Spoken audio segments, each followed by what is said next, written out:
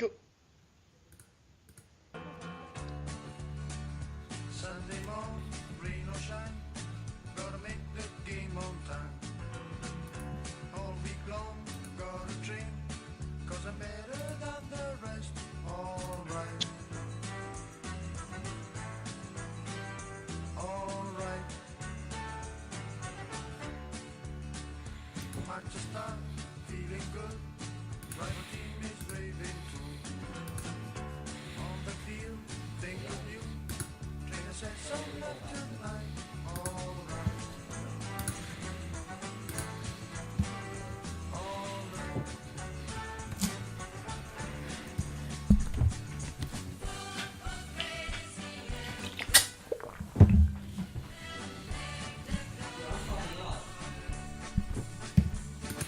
It is football crazy for Lazio this week. Another draw against Chievo after the draw against AC Milan at home. It's not the best week for Lazio fan Alistair McKenzie. How are you? How did you pass the Sunday night? Yeah, don't you just love these games against Chievo?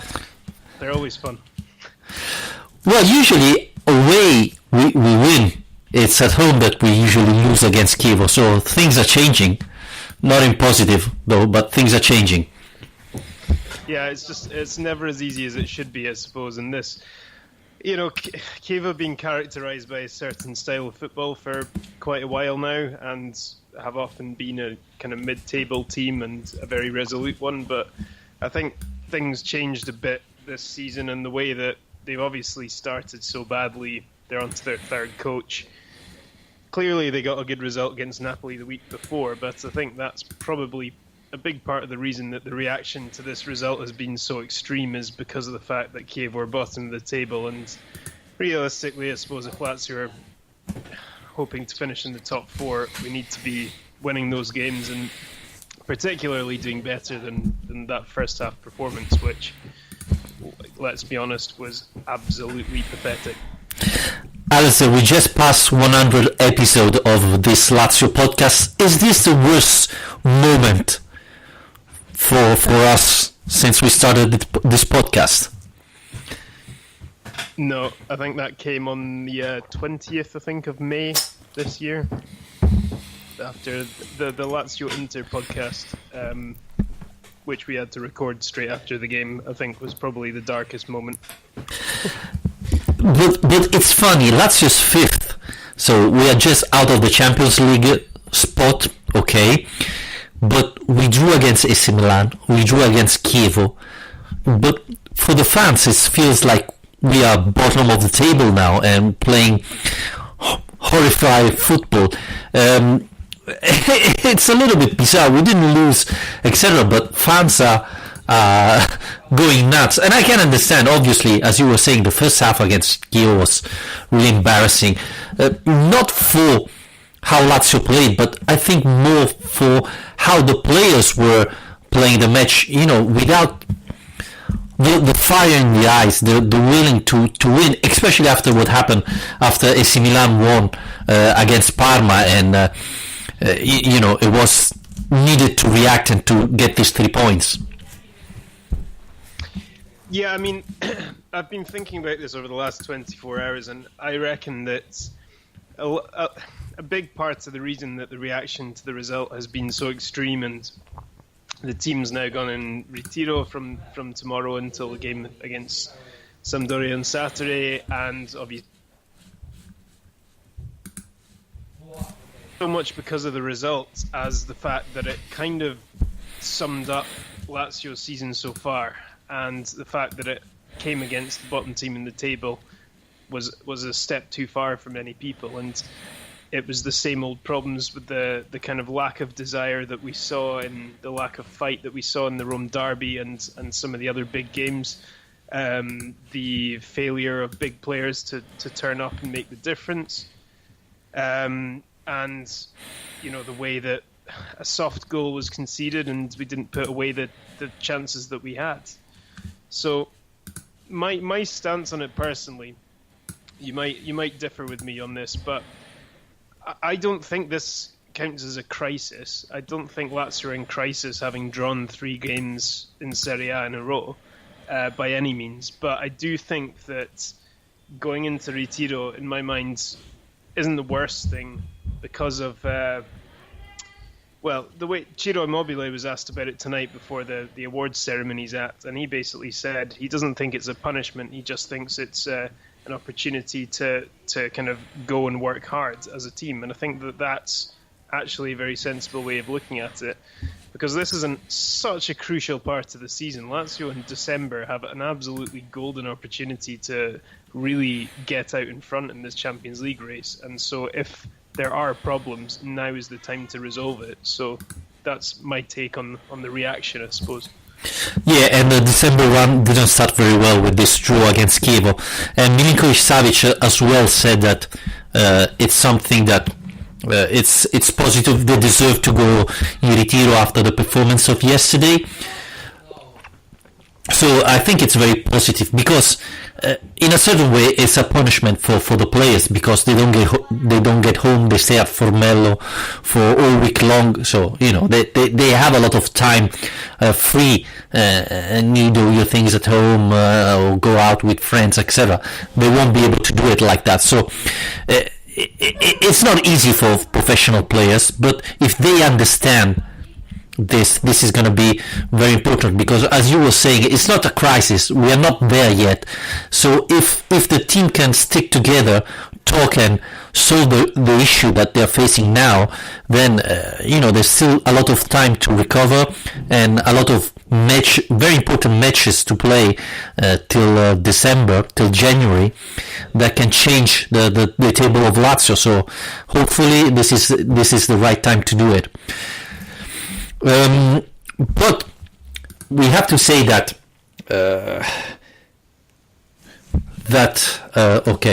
saying that my mic is too loud, so I'm lowering it down. Sorry, Patrick. It's not your mic, you're just shouting. Angry. Yeah, probably you're right. The funny thing is, I was thinking yesterday, is that if you think about Lulic's quote after the match, he said, "We didn't play well in the first half, this is not acceptable." Chievo-Immobile said pretty much the same. But they were playing in the first half. It's not that other players were playing instead of them. So why do they realize after the match or in the second half that they didn't start well that match? That was important because Milan just won and they needed to respond. What is it that is not working for you, Alistair? Yeah, and on top of that, Milinkovic-Savic just before the game said we need to start this game fast, and everyone knew that. If you get an early goal against Chievo, it's going to be a much easier afternoon for you because you need them to open up in order to be able to stand a better chance of breaking through the lines. And yeah, I was absolutely shocked by that first half. It wasn't just it was incredibly slow and error-strewn, but it was also just amazingly inaccurate. I mean, the passing was horrific across the pitch, and I think you're right. There's a certain level in my mind of mental preparation that's missing, and it's so hard to really address that. It's something we've already talked about in terms of the big games, is the mentality, and that being perhaps something that's lacking in this team. But I don't know what you usually look to in these moments is leadership, and if you look at this team, there should be enough leadership in this team for that not to be an issue. I mean, you already mentioned Lulic and Immobile, who are 2 leaders in that team already, but then you've got the likes of Radu, you've got Acerbi, Lucas Leiva, Milan Badel's a very experienced player. There's enough players in that team who should be capable of keeping this team motivated and driving them on and making sure standards don't slip. And that's the thing that I suppose is most concerning for me, is that even with experienced leaders on the pitch, these problems continue.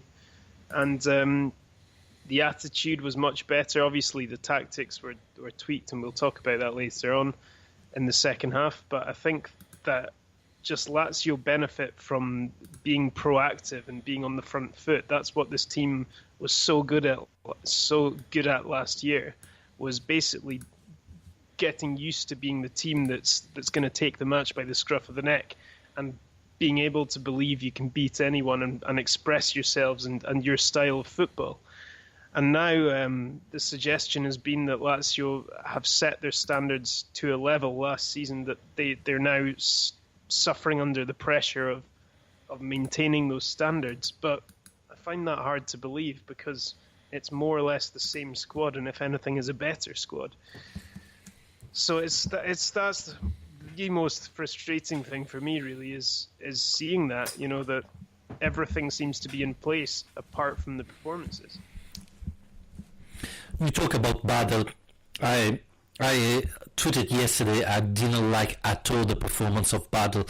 If you check the goal Chievo score, you can see that there's Badal jogging around, and he is like 3 meters near the player that will pass the ball to Pellissier, and has to do all the Lazio midfield, and still he jogged, doesn't try to run and chase him. That's simply unacceptable for a player like Badal. That is his job. He has to protect the defense, and even when he gets the ball, every time he slowed down Lazio's movement of the ball, because he touched the ball at least 2 times more than he should, and this helped yesterday Chievo get back and be in position all the time. So I really didn't like Badal's performance, and as you were saying, he should be one of the most experienced players, but yesterday I thought he was terrible. And at this point, even seeing how Cataldi played in the past, I hope Cataldi would be the Vice Leva in the near future, not Leva and not Badal anymore. Well, I wouldn't say that after yesterday. I know exactly what you mean. I was incredibly frustrated with him as well, but I think it's actually a case of that he's really useful in certain kinds of games, and I thought he was really, really good against Milan last weekend, for example. And he's good in those games where you need someone who's really going to manage the game and dictate it, but he's not good in games that you need to chase, where in the Milan game, Lazio are wanting to take control of possession and dominate that match, and he's very good at taking charge of the ball and rotating it in midfield. But in a game like Chievo, you're right, you need that pace. You need not just the pace of the player, but the speed of thought and moving the ball quickly.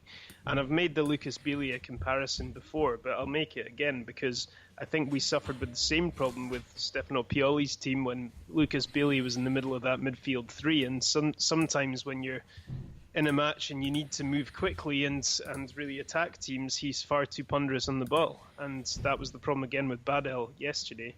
And I was surprised it took until I think it was 10 minutes were left when Berisha came on for him. And Berisha is exactly, in my mind, the kind of player who you need in that match, who's got that kind of tenacity and that drive and likes to kind of get control of a game and drive forward. So yeah, I wouldn't go as far as saying Badal is now the bottom of the pile in my mind. I just think that he suits a certain type of match, and that's not it. Alistair, a lot of fans complain about Simone Inzaghi. I don't agree with that. I think it's really positive for Lazio to have Simone Inzaghi there.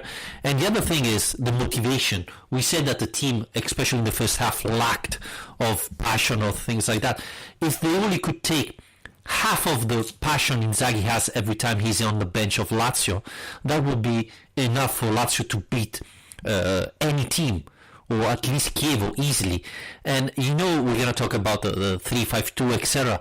But I think if the players yesterday against Chievo, that it's not Real Madrid, would have played with the same passion Inzaghi puts every time he's on Lazio's bench, you could even play with a 10-0-0 and Lazio would have won 5-0 for me yesterday. Yeah.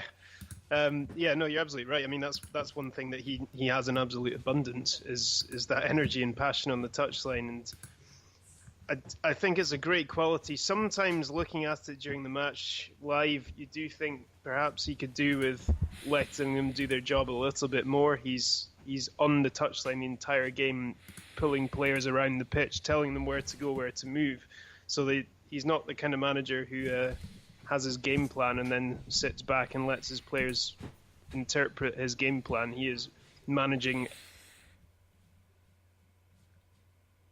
But I'm glad you brought him up, because I wanted to read out some of his post-match comments for anyone who's not heard them yet, because they were pretty, he didn't hold back. So I'll read them out and then we can discuss them. So he said, "We couldn't have done any worse in the first half. I told the guys that we completely the wrong attitude. We had to take responsibility, and it was the worst first half I'd seen in my 3 years in this job. I wanted to replace all 11 players at half-time, but seeing as I couldn't, I had to ask them to put in a different performance. I take my share of the responsibility too, but I expected more from my team. At the end of the 90 minutes, perhaps we deserved more from the game, and 3 draws in a row is starting to become a concern. For the first time this season, we're not in the top 4. Look at that when you heard all that, because I was quite surprised to hear him say that it was the worst half he'd seen in his 3 years in the job. But then when I was looking back on it, I couldn't really think of many examples that were worse than that, apart from maybe Thursday against Apollon Limassol. I'm not sure. I think Lazio played worse than that in other occasion. I was thinking even against Frankfurt, for example. But the big difference is that we always said that Inzaghi was a players manager. He always defended players. Let's not just think about Luis Alberto or Milinkovic Savic this year. You always heard Inzaghi talking very positive about all his players, even if they don't play well. He always said, for me, he played well, he had this, that, and so that. So I think he understood the situation. He understood that the players didn't respond, and even though he defended them, it arrived at a certain point that simply you cannot, otherwise things will go downhill. And I think he recognized that this is the moment to act, to put players face on the wall and said, guys, we have to play better than this, we can play better than this, and now it's your job to do it, because I did everything possible. I defended you as much as I can, but there's nothing else to do for me now if you don't play as I ask. So now it's going to be really interesting to see how the players react, because Inzaghi defended them always, and now things have changed. So it's going to be really, really interesting to see how they perform next Saturday, because Lazio is going to play Saturday against Sampdoria, and if there are going to be big changes, because usually, Alistair, when this happens, when the manager speaks out like that, and then there is a ritiro, well, I wouldn't be surprised if there would be changes, not only in players, but even in tactics. Are we going to see a full-man defense, as a lot of fans and journalists asked? Well, this is the big question, isn't it? And yeah, I mean, we've been asked about this time and time again. Really? Over the course of Inzaghi's reign, but in my opinion, I think this is probably it's more likely now than it ever has been before, because he didn't experiment with it in pre-season at all, in any of the international breaks so far, and the only opportunities we've had for him to see Lazio playing with 4 at the back has been during games. He's never started a match this season with 4 at the back. So yeah, I think that this could be the turning point, perhaps. If he's putting out his team, and a strong team, in his favourite formation that they've been playing in for so long, and they put in that bad a performance in the first half against Chievo, I think that could be enough to be a kind of jolt of realisation to him that something is not working with this system anymore, and it hasn't been all season really. We've still been getting some pretty good results, but the performances haven't been the level they were last year. Whereas he might find an answer or a way of fitting more of his favoured players into this team by changing the system. on Sunday in the second half, he played Correa, Immobile, and Caicedo all together. But he's got a few different options he can set up with the squad with 4 at the back. So it'll be very interesting to hear the reports from the training grounds over the next week leading up to this game to see what happens, because I think, in my opinion, it's more likely now than it ever has been before that he's going to try and experiment with a formation change. But knowing Inzaghi and how wedded he is to that system, I wouldn't be too surprised if he kind of reverts back to it. I think there's a good option to see players that maybe didn't play that much. I'm thinking especially about Berisha, for example, to start Saturday, because after this period, then maybe Inzaghi can really think and say, okay, I give a chance to this type of players. Let's see if the new one are ready and give me something different. And we all believe that Berisha can be a difference maker, and till now he didn't have a real chance, especially in the Serie A. So it's going to be really interesting to see what happens.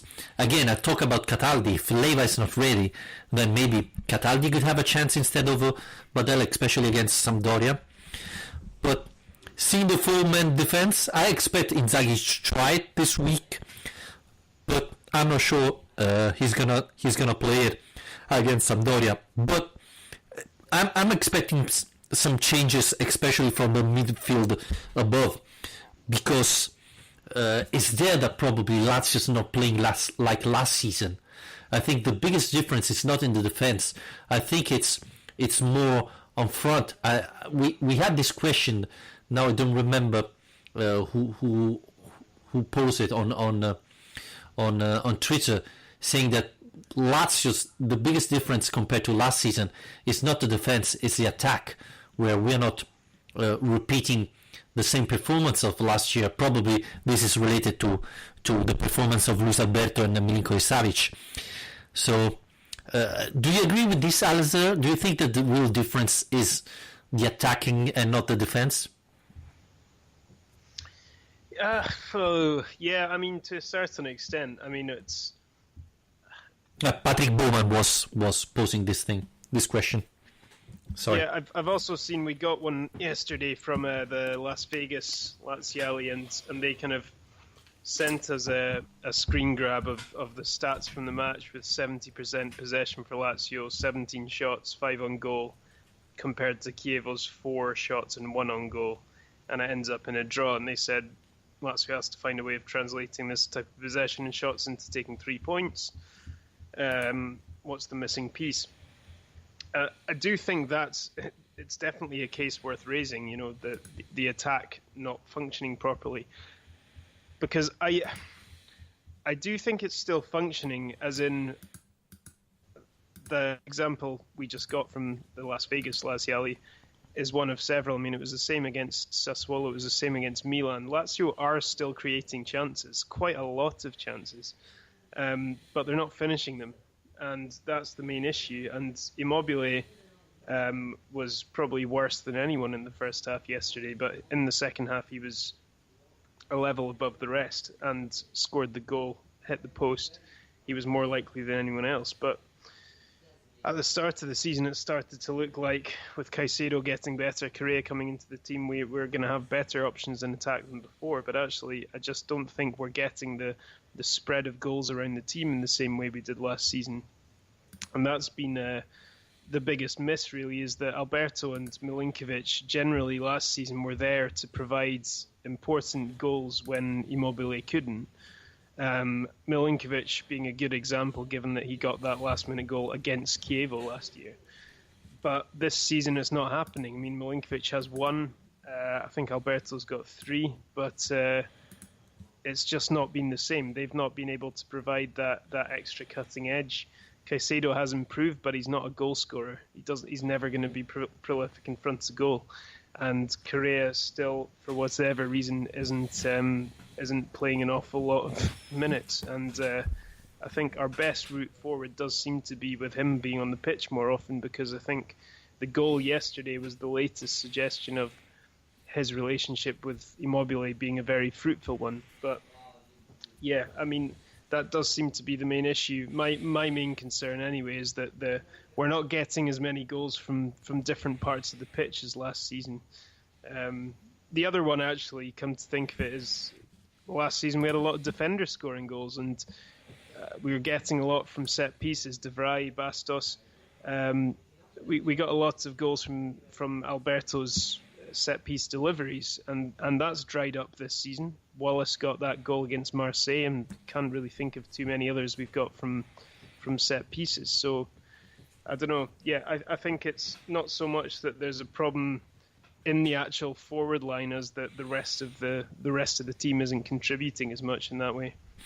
But Alistair, we were all hoping to see Correa start, and yesterday he started finally in Serie A, but his performance wasn't great.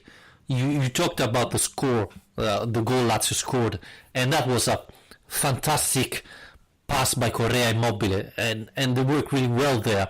But apart from that, I remember another nice dribble chance Correa created, but that was it. In 90 minutes, I expect much more from him. And if you want to start with a team like Lazio that should be fighting for the Champions League spot and be the number 10, you have to do much more than that, honestly. I really believe Correa can bring a lot to this team. But if yesterday was a test, well, he didn't pass it, let's be honest. I don't know, I thought he was one of our most dangerous players in the second half. First half he was terrible, but so was everyone else. My bigger concern with him was actually in the game on Thursday night, because after the impact he had on the weekend before against Milan, coming off the bench and scoring the equaliser, he had a lot of credit in the bank with the fans, and everyone was campaigning for him to be in the starting lineup to get put back in the team. And yes, that was a heavily rotated Lazio team, and yes, we're already through, and it didn't matter an awful lot. But for him, that was still a big opportunity. I thought for him and Berisha particularly, that game, although it was, not the most important one of the season, was important for their individual seasons, because it was a rare opportunity to show they have what it takes to make a difference. And he really, really didn't step up to it that night. And then the first half against Chievo again as well. So I don't think he's doing himself any favours this week to prove Inzaghi wrong in kind of regarding him as an impact substitute, because that's kind of where he's been most successful so far, rather than starting matches. And again, this brings us back to where we started, motivation. That was a match very important for this type of players who didn't play a lot in the other matches. They had a chance to really show their talent, but I think they didn't perform well because they weren't motivated. Seeing the starters not playing, they didn't feel like, okay, this is my chance. They felt like we don't care about this match, so I'm not going to perform as I should, and this is a problem. Did Inzaghi didn't motivate the team for that match?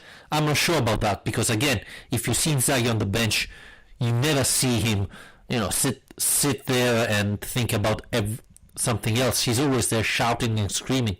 So from the bench, the motivation have come. The passion was still there. Simply, they didn't perform as expected. And then you have to think, it's not only talent and physique. It's even your mind, your concentration, your passion, and maybe not all Lazio players have it. Yeah. Well, I don't know. I mean, they should. That should be a prerequisite for being part of the team, in my opinion. But I wanted to bring up another comment we've had. There's been a few. There's another one from Patrick Bowman, actually. Because he said if we look at the last 38 games, we average 1.68 per game, which would make it 64 points.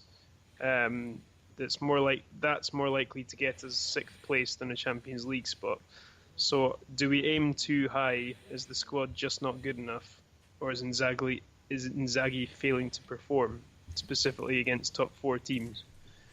So I suppose there's a few questions there, but the first one for me is: do you think it's aiming too high to say that Lazio should be fighting for the top four? No, but as I said at the beginning of the season, it's not going to be easy because there are teams that are better than Lazio. I'm thinking about Inter, Napoli, Juventus. And then there are teams that are there, are pretty much at the same level. And I'm thinking about Roma, Milan, Lazio, obviously. So it's not a given that Lazio can arrive fourth. It's going to be a fight. And in this fight, winning key matches is vital. So Lazio's not doing this at the moment, and that's why they're not fourth anymore. Yeah, and for me, it's not really fair to take the last 38 games, regardless of if that's 38 games out of a season, because I think the time of the season and the circumstances do dictate the performances and the results to a certain extent. I don't think that the top four is unrealistic by any means. I think that has to be the during we came last year. And obviously, yes, Inzaghi hasn't been performing against the top four teams, but it's not just him, it's the players particularly who haven't been performing as well in those big matches. And let's not forget something, sorry Alistair, Inzaghi has been the only Lazio manager of the Lotito era, if not wrong, to beat Juventus away in a Serie A match.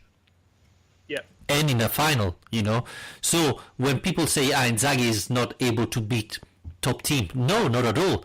Let's not forget Inzaghi beat Juventus twice and won in a final. Inzaghi beat Roma in the semi-final of Coppa Italia and in league. So it's not absolutely true that Inzaghi beat Milan 4-1. So saying that he's not good with the big team, it's not true. It's this team that at the moment is struggling, and as I said often, it's big players that helps you win big teams. And this season, Milinkovic-Savic and Luis Alberto, that was the big players of last season, are not performing. And so, or you take them off and try to find replacement like Correa can be, or maybe Berisha, or otherwise in the top teams, in the top match, you're going to struggle if they don't perform as they should. Yeah, another point in Inzaghi I wanted to make is that this is the first time the team's been sent into ritiro in while he's been in charge. And if you consider how little it takes often, and especially in Italian football, for presidents to press the ritiro button and send people off and declare a crisis, that's pretty good going. And I think it's testament in my mind to the fact that he has delivered a level of consistency that hasn't really come before him. And if this is considered to be the biggest challenge he's had, drawing 3 games in a row in the league, then that's really, in my mind, a big compliment to him. So I don't think the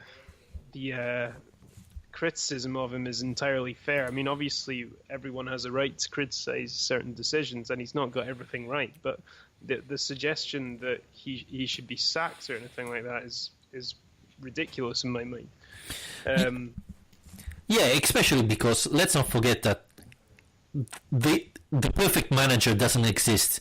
Mourinho is called the special one. He's a great motivator, but tactically he's just above average, I would say. And then on the other side, you have managers like Sarri, Guardiola, that are great, are able to make you play amazing football, but on the other side, they're not able to manage big teams. And we saw especially Sarri last season. So, hoping to get the perfect manager, it doesn't exist. So, obviously, Inzaghi is human. He's going to make mistakes.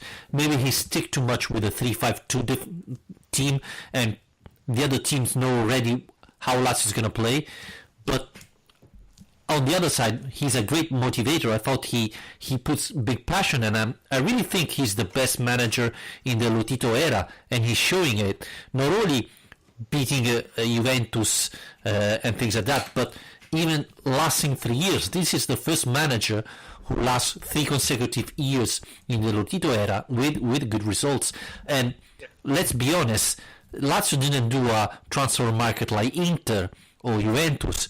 Lazio got cheap players again. The biggest signing was Correa, who, it doesn't come with the same knowledge of Nainggolan or players like that. He's still a youngster who did well, but it's not that big names that start make the newspaper come out with Correa to Lazio it's Scudetto. Yeah, exactly. And look as well. The reason expectations are high is that he's made them high. It's yes, Pioli's team got into third Champions League playoff place, but then the next season collapsed, and I think it was 8th. This is the first time we've had kind of consistent challenges for these places for a long time, and it's because he's actually built a team and built this kind of project that the club's actually bought into, and that feels like something special and something very different than what's come before. So I think that although he does deserve, he shouldn't be immune from criticism. No one should be, but except me. At the same time, you have to take everything in perspective a little bit and not get kind of, not get hysteric about things when the reality is that we're in a good position here still. I mean, I think that to move on to something a bit different, I think that, like I said at the very start of the show, December is massive for Lazio, and this is, if we were going to go into Ritiro, this is why I think now is quite a good time to do it and try and sort things out and iron out the problems and have a look at other options, because the run of fixtures we've got comparably to Roma, who have some difficult games ahead, still have to go away to Juventus, to Inter, who still have to play Juventus and Napoli and have a big Champions League game, and Milan, who, like us, don't have any huge league games between now and the break, but they do have one Europa League game that's still important for them, and they've also got a lot of injuries. So with the number of injuries they've got, on top of how many fixtures they've got coming up, which is 6 before the end of the month, that's going to really test that team. So Lazio are in a far better position than all those teams in terms of their schedule, in terms of having a squad that's pretty much fully fit, with the exception of Lucas and obviously Alberto's ongoing problems, and the line of fixtures ahead in the league, which aren't easy, don't get me wrong, but are all games that Lazio will go into as favourites. And on top of that, the Europa League game that's left is just a friendly match, basically. It doesn't matter. So that's a really good position to be in, and we shouldn't get too, like I say, too hysteric, too wound up about this right now, because by the end of the month, if they do manage to turn this around and if fans get behind them and the team deliver, Lazio should be in a pretty good position. And the other thing is, we cannot say Tare is a genius and then after 2 weeks Tare is stupid because he didn't buy anybody. I think Tare is very good. Obviously, he doesn't have Juventus budget, so he's not going to be able to buy Cristiano Ronaldo.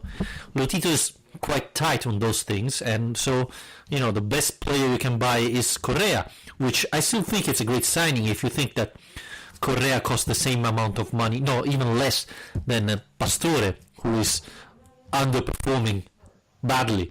So again, I understand fans, they are not thinking, they are reacting with the heart, and so they're very disappointed.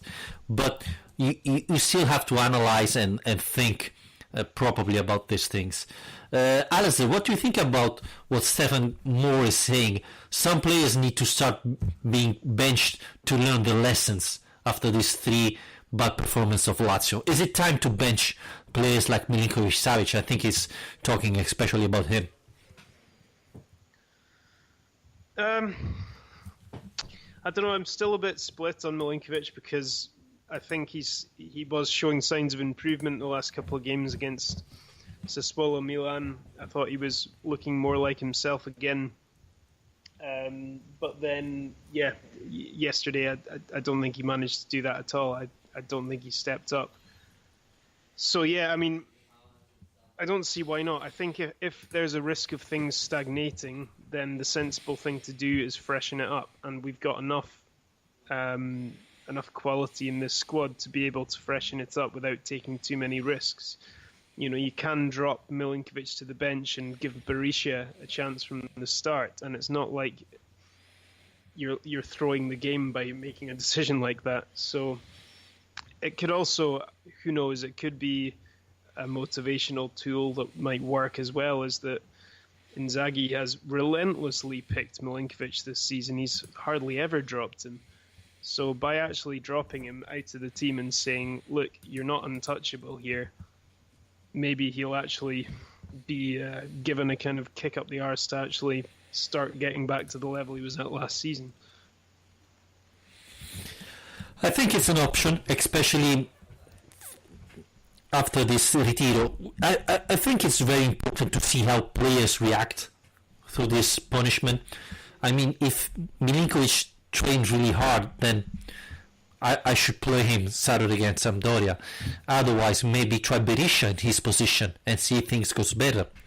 Berisha is probably more a dynamic player than Milinkovic-Savic, can play in that position very well, and maybe can guarantee extra coverage to Lazio defense, and being very dynamic can also help Ciro Immobile. I still feel that Ciro Immobile is too alone very often during the match, and makes him very difficult for him to create chances when he's far away all alone in the box. So we probably need a player fast enough to be near Ciro Immobile at the same time and give extra coverage to the midfield, I think. And that's one thing you were saying. The average of ball possession of Lazio is very high, because I think in the midfield we are very good in keeping the ball, but we are not able to provide the right ball to Ciro Immobile to score. And yesterday he hit the post, but I thought that was an amazing skill from Ciro Immobile. He was in very difficult position and still was able to shoot and pass the goalkeeper, but hit the post. I mean, that was all Ciro Immobile. Yeah, I mean, like I said before, I just don't think we can rely on him to have to do it all himself. You know, it's great that he's continued this season. He's picked up where he left off, and he's on 9 goals already in the league, which is phenomenal. I mean, his scoring record is incredible, but I think that by itself isn't enough. You know, one really prolific striker, as Genoa are proving, isn't enough to have a good season. So we need the rest of the players, the rest of the team to be contributing more. Marco Parolo started making his contribution recently, but we need more goals from that midfield. We need more goals from set pieces, whether that's because we need better deliveries or because we've lost De Vrij, who is probably our best player at attacking the ball in the air, or Bastos, who's also good in the air, isn't playing any games. So I just think that we need to share the load around the team a lot more. But yeah, I mean, like we already said, I think that moving to a back four, changing the formation of the team could maybe open up new avenues. I mean, I don't know if you buy into this at all, but looking at the other teams at the top of the league, a back three formation has gone out of fashion a bit. It tends to be a system that's used more by kind of underdog teams in this league than teams who try and dominate games. And you mentioned the possession stats. Lazio do dominate possession a lot, but we're not. And cutting teams open. And, you know, Juve, Napoli, Roma, Milan teams, both of them, none of these teams play with a back three anymore. And I don't know, maybe that's just a coincidence, maybe not, but Lazio are a bit of an outlier in that regard. But for example, Inter played with a back three against us and they dominated. I think it depends a lot on the players you have. I mean, as I was saying, Chievo-Immobile is too alone often. And what I was watching in the second half yesterday was that Correa put on the left side. It looks like more dangerous than he did all the match when he was central near Chievo-Immobile. So could Lazio try a 4-3-3 with the Correa on the left, and then who do you put on the right? Not Caicedo, obviously. Maybe you can try Marusic up there, or some other options. I don't know, but Village perhaps as well. Yeah, maybe if it's very defensive 4-3-3, it can be an option. Obviously, if you play a 4-3-3, where do you place Luis Alberto and Milinkovic-Savic? Well, the model I was thinking of, which I don't know, it's always seems a bit ridiculous to me to speculate about tactics, because what do we know really? But France had great success at the World Cup, obviously playing this kind of 4-2-3-1 where their left winger was Blaise Matuidi, who's basically a central midfielder and a more kind of workman-like, energetic midfielder. And Lazio could almost replicate that, but with Lulic in the Matuidi position, so that he can kind of cover and join the midfield and also obviously support the attacks. But that would allow the more attack-minded player in the midfield, I suppose, your kind of Paul Pogba player, which I suppose for us would be Milinkovic-Savic, to get forward and not have to really worry about the defensive responsibilities quite so much. I just think that there's a lot of flexibility in this team, and it's a very adaptable team generally position-wise. But if we were to make that shift to a 4-2-3-1 or a 4-3-3, which tend to be the most popular options that people present when they talk about us changing formation, I don't think we've really got enough natural wingers for that to be necessarily a huge success. And then maybe a 4-4-2 like Napoli have been using and Milan have been using, and that's kind of come back into fashion. There's quite a few different options here, so it's, if Inzaghi's going to make a change, he's going to have to make the right one, because there are so many different ways with the players he's got that he could set that team up. Yeah, that's a problem, finding the right player. But hey, Pedro Neto, right winger, so you're fine. You have Correa, left winger, Pedro Neto, right wing, and Chievo-Immobile, centre forward.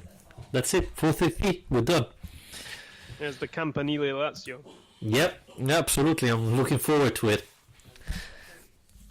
But, yeah, I think Inzaghi has to use this week to look a little bit better and see if there's a better tactic that suit this team. Let's not forget that one of the idea to play the three-man defense was helping De Vrij, who's not very fast, and putting probably Radu in his best position.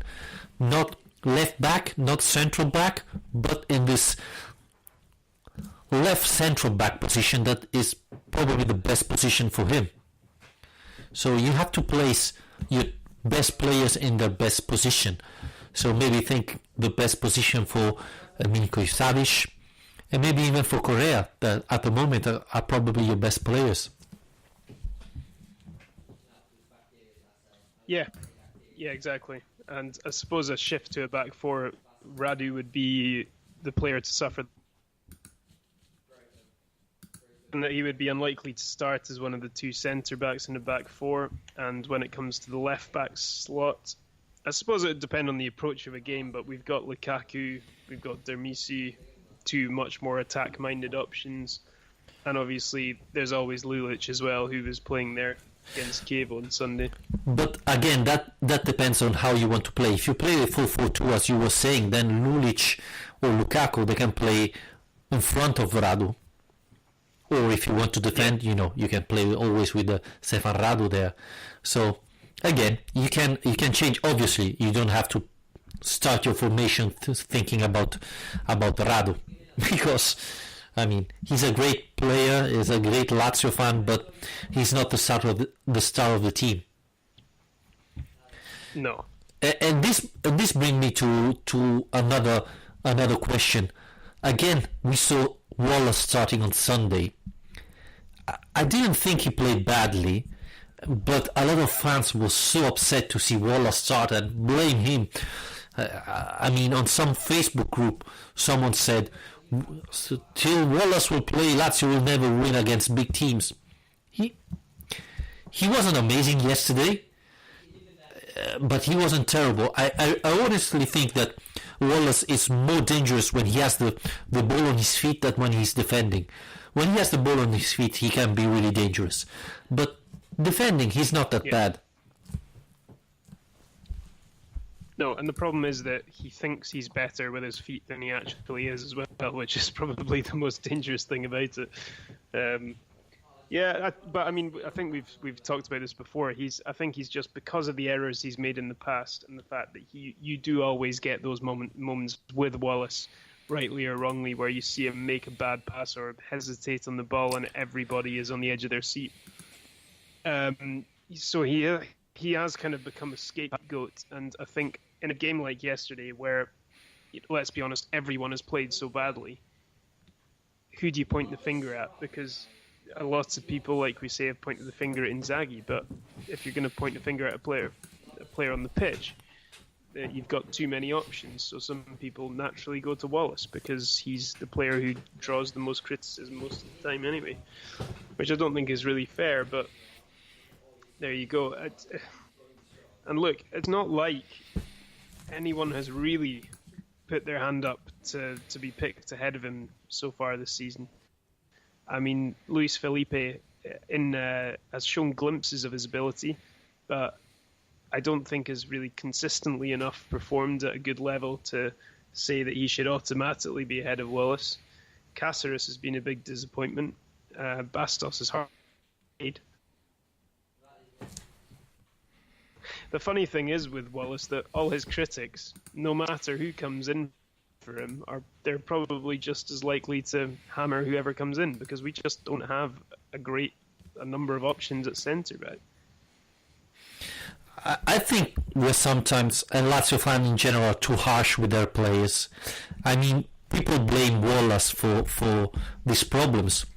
We all know why Lazio is playing so bad, right? So, and it's not Wallace, it's someone that moved from Edinburgh to Rome, That's it. Let's be honest. Yeah, we finally come to the crux of it. Yeah. No, still blaming me. I mean, Roma are in crisis right now. You should be thanking me, really. They're still there, unfortunately.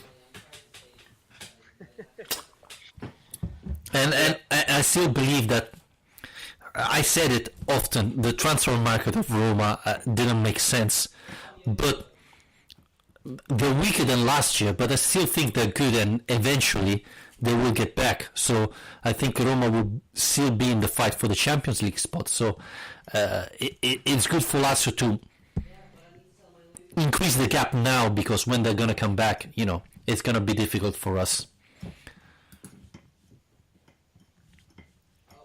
I don't know if you agree. Well, I think, I do think they'll make a comeback. I mean, it's considering their slump in form, and they've won one of the last six league games they've played now. So considering that slump, it's a bit frustrating to not be further ahead than we are. But there are a lot of frustrating things, I suppose. Yeah. But then again, like we've already mentioned, we're still, it's 1 point off the top. It's not all over. It's not all doom and gloom. No, in fact, and as we started, it looks like Lazio is in crisis. It's the worst period of Lazio of the last 3 years, but we're still 1 point from the fourth spot. I mean, it's true. This is the first time this season Lazio is not in the Champions League spot, which, it's still amazing to think about that, considering Milan and so on. So, I'm really disappointed, because we were all hoping to beat Chievo or to beat Milan 2 weeks ago, so we're not happy. But seeing the bright side, we're still there, so we still have time to make it. It's going to be difficult, absolutely, but we're still in time. That definitely can't be right, by the way. I mean, I know Inzaghi said that, but we lost our first 2 games of the season, so there's no way that we've been in the Champions League places all year. No, but who said it? Inzaghi said. Yeah, Inzaghi said it, but yeah. that's completely wrong, surely. Well, apart from the first 2 weeks, then maybe he was meaning that.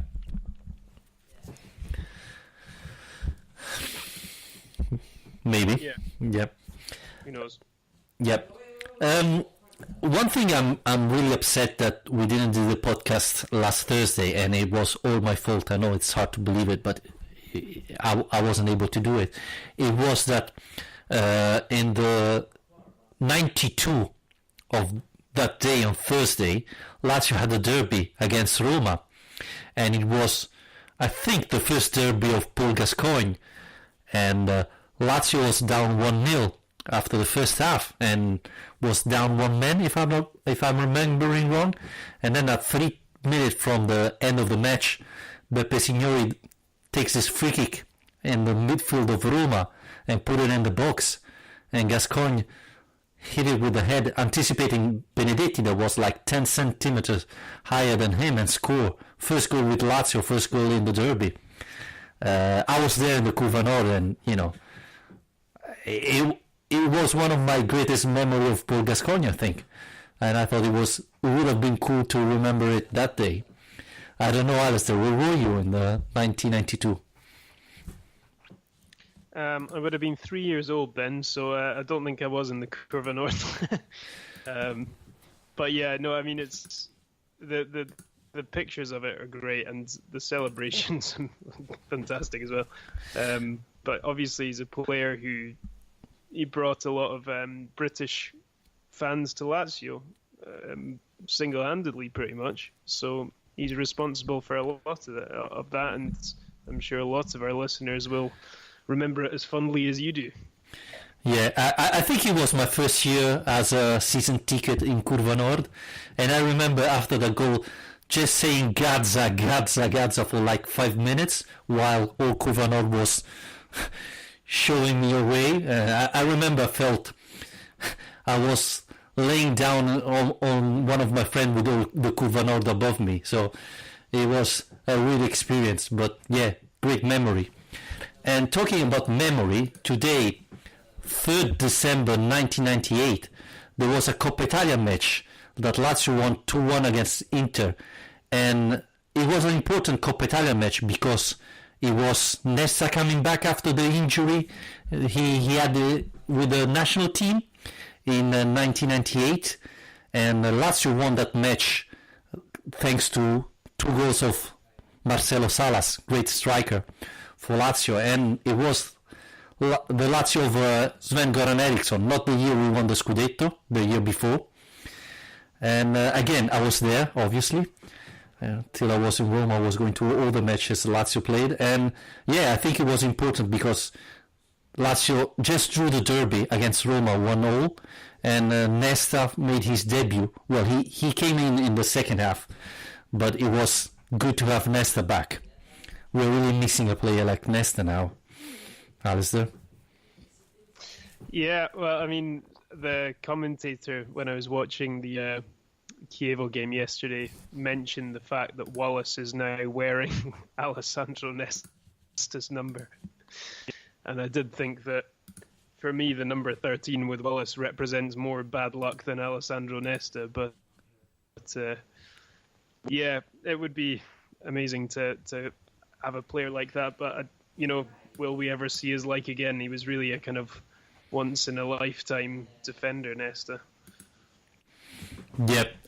How many players from the Lazio Primavera did I hear say he's a new Nesta? I think at least 6 after Alessandro Nesta came, and of those, I think nobody made it to the Serie A. Well, you can add Nicolo Armini to the list now. He was given his debut on Thursday, and I'm pretty sure I saw at least one new Alessandro Nesta mentioned. But he is worth mentioning, actually, because he in that game, he became the first ever Lazio player who was born after the year 2000 to play for Lazio, the senior team. So if that doesn't make you feel old, then I don't know what will. My son is old as Armini, and he's not in the Lazio team. Well, you're really letting us down. Why is he not in the Lazio team? Come on. I know. It's a shame. It's a shame. By the way, I don't know if everybody knows who is the manager of Nicolò Armini, Mr. Raiola. And this is, I don't know how you feel it. I'm both concerned and happy. Concerned because obviously Raiola it's dangerous for every team that has to talk about a new contract. But at the same time, if Raiola found Armini, this means that this player is really a talented player, because he wouldn't waste his time with a under 16, and I think he put him under contract 2 years ago. So and if people doesn't know, Armini has been in all the nationally team of that age, so 13 Italian squad, 40 under 15 and so on. So he's really considered a high player. He's now the captain of Lazio Primavera, even though I believe he's one of the youngest, because he's just 17 years old. So even if he's one of the youngest, he's already the captain of that team. And this shows you how much he's considered for Lazio. So, he's really promising.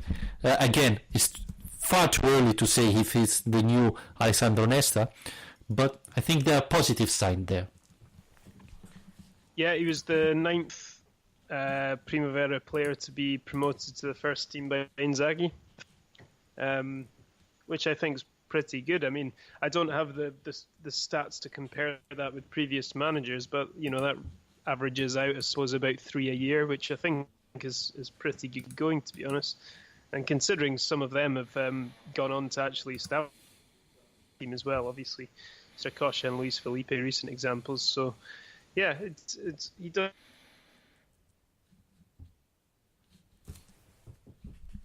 About hoping that game would be used as an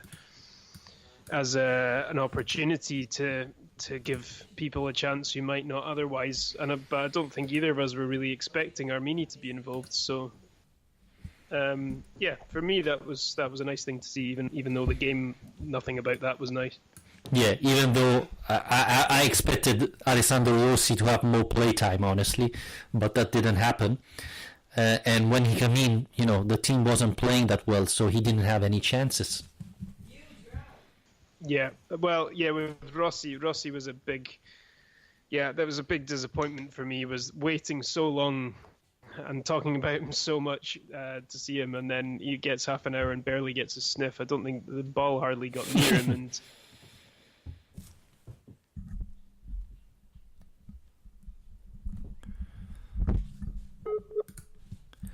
Okay, we are facing some problem with Alistair McKenzie. He's probably said too many bad words about Alessandro Rossi, and that's why his line dropped. But yeah, the hope is, Alistair, are you back? Hi, I'm back. Sorry, my connection went off for a minute. Blame the Italian internet provider. Always. Yeah, I was saying that. Hopefully, as you were saying, that the next Europe League match is more or less a friendly match. We can see maybe Guerrieri start, maybe Alessandro Rossi start. Unfortunately, Pedro Neto and Bruno Giordao are out of the Europe League list, so they cannot play. It would have been really interesting to see them playing. But Guerrieri is there, Alessandro Rossi is there. Can we expect them to start? I really hope so. I mean, I would actually now expect Rossi to start that game. It's hard to say, though, what's the best thing to do, because you don't want to damage them too much. I mean, that Frankfurt team are absolutely flying in the Bundesliga this season, and have obviously done really, really well in this group as well. So I think putting out a youth team would be a bit of a dangerous decision in order to, keep the score at a reasonable level, but it would be nice to put out a competitive team with some of the young guys involved in it. And it's a friendly match even for them. I believe they're going to rotate players too. the Bundesliga is still competitive and they're doing pretty well. So Yeah. I believe they're willing to save energy. So, and again, I'm talking about Guerrieri and Alessandro Rossi, not to call the Primavera and start them. So I think it would be a smart move for Inzaghi. And then obviously I'm hoping Alessandro Rossi score a hat-trick and then Inzaghi is forced to start him in Serie A as well. But I'm going a little bit further. Let's before see Alessandro Rossi starting and then we see what happens. Yeah, one step at a time. Yep. Before we wrap it up, Alistair, do you have a Sats for us? Or that's too negative that it's better to avoid this time? Well, I did get one. You can make of it what you will, I suppose. I mean, having gone this far into the season without drawing any games, we've now had 3 in a row, and that is the first time that's happened, 3 draws in a row in Serie A since October 2009. So, yeah, quite a long time, 9 years. Wow. Yep. Nice stats. And thanks everybody for listening. Thanks Alistair for joining me as usual. Again, you can follow us on Twitter, Lazio_Lounge, on Facebook, facebook.com/Lazio Lounge. Please rate and review our podcast on iTunes. We have 11 reviews. The latest is of the 23rd August of this year. So, it's 3 months that we didn't get a review. If you like the podcast, you just have to subscribe and leave a positive review if possible. That will help us to get better visibility on iTunes and maybe increase our listener. If you like us and want to support us, there is our Patreon page, patreon.com/Lazio Lounge. Membership starts for $2 a month, so it's less than a coffee, and we will really appreciate your help. If you subscribe, you can even listen to the amazing video that Alistair recorded last Friday after the Europe League match Lazio played. Well, didn't really play it. Lazio lost. So there are a lot of content there that you can have for just $2 a month. So it's really, really not that much, and it will help us improve the quality and continue doing this podcast. So really, if you can, please support us, and we really appreciate your support for listening to 101 episode of Lazio Lounge. Thank you, Alistair. Have a good night, and we're going to talk this week, because this is already Monday. Yeah, hopefully a bit more of a positive thing to discuss next time. Yep. Thank you very much, Alistair, and goodbye, everybody, and always Forza Lazio.